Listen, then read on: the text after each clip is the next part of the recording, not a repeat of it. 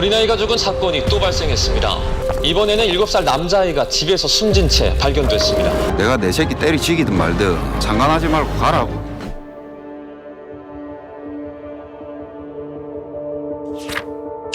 아홉 살 아이는 학대를 피해 도망을 나왔다 시민에게 발견됐습니다. 잠옷 차림에 헐거운 슬리퍼를 신고 거리로 뛰쳐나온 아이의 몸은 상처와 멍투성이었고요. 이상하게 생각한 한 시민이 아이를 편의점으로 데려가 밥을 먹이고 약을 발라준 뒤 경찰에 신고했습니다.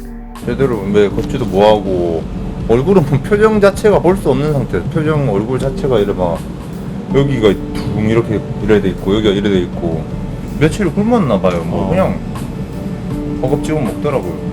의붓 아버지는 아이가 말을 안 들어 때렸다며 일부 학대 혐의를 부인했습니다. 하지만 소녀의 몸에서는 심각한 화상 자국들이 발견됐는데요. 집을 나가겠다는 아이의 말에 계보는 지문을 없애겠다며 달궈진 프라이팬으로 작은 손가락을 찢었습니다. 아이는 친엄마가 불에 달군 젓가락으로 발바닥에 화상을 입히고 뜨거운 접착제를 뿌렸다고도 증언했어요. 아이 혼자 목에 쇠사슬을 채운 상태에서 베란다에서 지낸 정황도 발견됐습니다.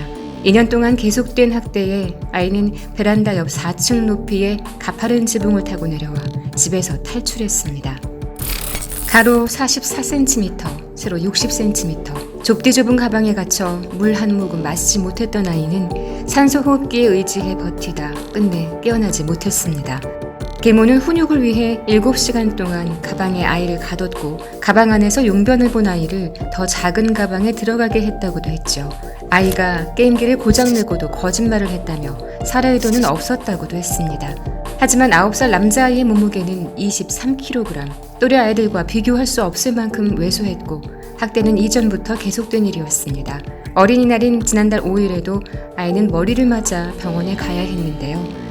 몸에 있는 멍자국을 본 병원 측이 아동학대를 의심해 경찰에 신고했죠. 그럼에도 아이는 다친 것은 자신의 실수 때문이고 몸에 멍이 생긴 것도 자기 잘못 때문이라고 말했습니다. 엄마 아빠가 잘해준다며 부모와 떨어지지 못했고요.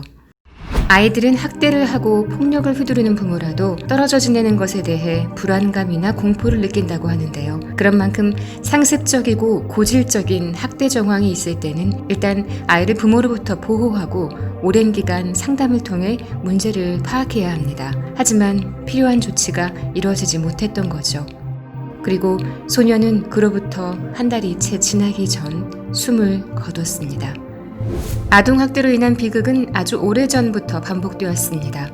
소풍을 가야 했던 날 8살 아이는 갈비뼈 24개 중에 16개에 금이 가거나 부러진 상태로 사망했고 7살 원영이는 3개월 넘게 추운 화장실에 갇혀 구타당하며 몸에 락스원액에 뿌려져 목숨을 잃었습니다. 3살밖에 안 됐던 현준이는 애완견 목줄에 묶여있다 질식사했습니다. 아동학대는 지난 2010년부터 꾸준히 증가하고 있는데요. 놀라운 사실은 친인척이나 대신 길러준 사람이 아니라 부모에 의한 학대가 77%에 달할 만큼 압도적으로 많다는 겁니다. 더구나 의붓 어머니나 아버지보다 친부모가 자식을 학대한 비율이 훨씬 더 높았는데요. 어쩌면 부모가 아이를 올바른 방향으로 인도하기 위해 훈육하고 훈계하는 일을 자연스럽게 여겼던 분위기 탓이기도 합니다. 우리나라에서는 법적으로도 부모의 이런 권한을 보장하고 있는 것처럼 보이기도 하는데요. 국내법에 존재하는 징계권에는 친권자는 아이를 보호 또는 교양하기 위해 필요한 징계를 할 수 있다고 규정돼 있습니다. 그런데 이 조항은 끔찍한 아동학대 사건에 대해서도 단호한 처벌을 어렵게 하는 빈리가 됐죠. 최근 법무부는 징계권을 완전히 삭제하는 한편 징계라는 단어는 훈육으로 바꾸고 체벌금지 조항을 마련하는 방안을 추진하겠다고 밝혔습니다.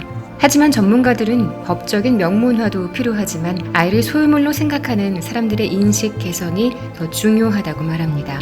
아이를 이제 지도하거나 아이가 바른 길로 가기 위해서 우리가 어떤 식으로 고민을 해야 될까, 사실 그 단계가 중요한 거거든요. 그래서 그 부분에 대한 이제 본격적인 논의가 되어야 될 상황이 된 거예요. 영어 속담에서 따온 꽃으로도 때리지 말라는 말에는 모든 종류의 체벌을 경계하자는 의미가 담겨 있습니다. 아이는 부모의 자식이기에 앞서 동등한 인격체이자 생명체이고 아이의 생존권은 친권이나 양육권에 훨씬 앞서는 권리이기 때문입니다.